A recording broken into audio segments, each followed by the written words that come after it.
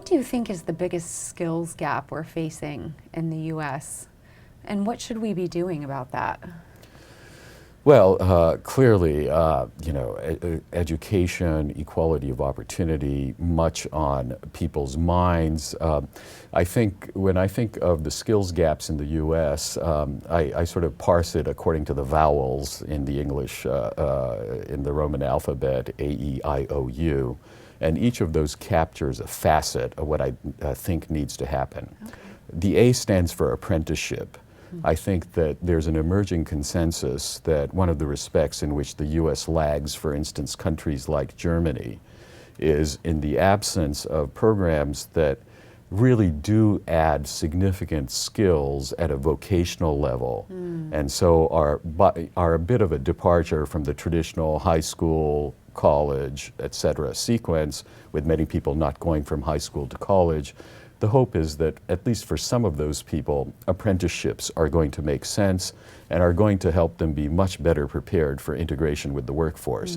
And there's some truly striking statistics on the value of apprenticeship. I think there was a recent study that concluded something like a $250,000 lifetime gain for an apprentice, and a social return on these kinds of investments of the order of 30 or 40%. Wow. If I remember the numbers correctly.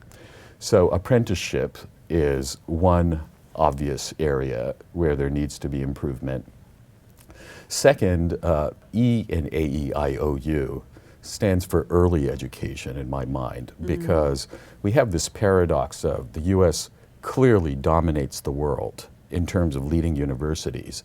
And yet when we look at primary and middle school education in particular, or when we look at the PISA tests and see where the U.S. ranks, there is clearly the U.S. is well behind many other advanced countries, or countries that until recently were considered emerging, like South Korea.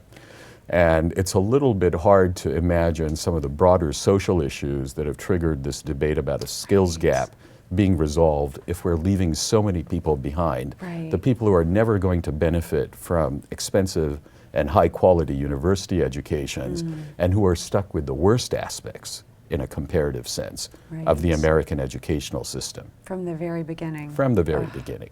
Yeah. So that strikes me as another important priority.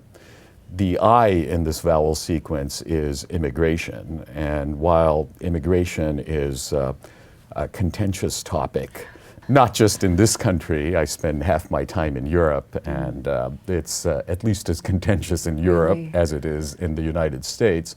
The point is that, at least a number of countries have adopted points-based immigration systems as a way of addressing specific gaps that they have in terms of skills.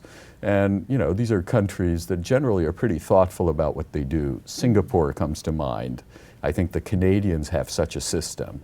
And it clearly would make sense for the U.S., something that's even acknowledged by people who are generally very hostile to immigration into the U.S., to have, for instance, more of the foreign students who come and attend great American universities, to make it easier rather than harder for them to stay on in this country. Right. So I think that immigration, unlike early education, which is a grassroots, will take a while to sort of actually affect, given some of the constraints that surround the educational system in this country, the unions, et cetera. I think immigration is something that clearly, in terms of skilled immigration, I think that there is significantly less political resistance, and it's a much more feasible alternative.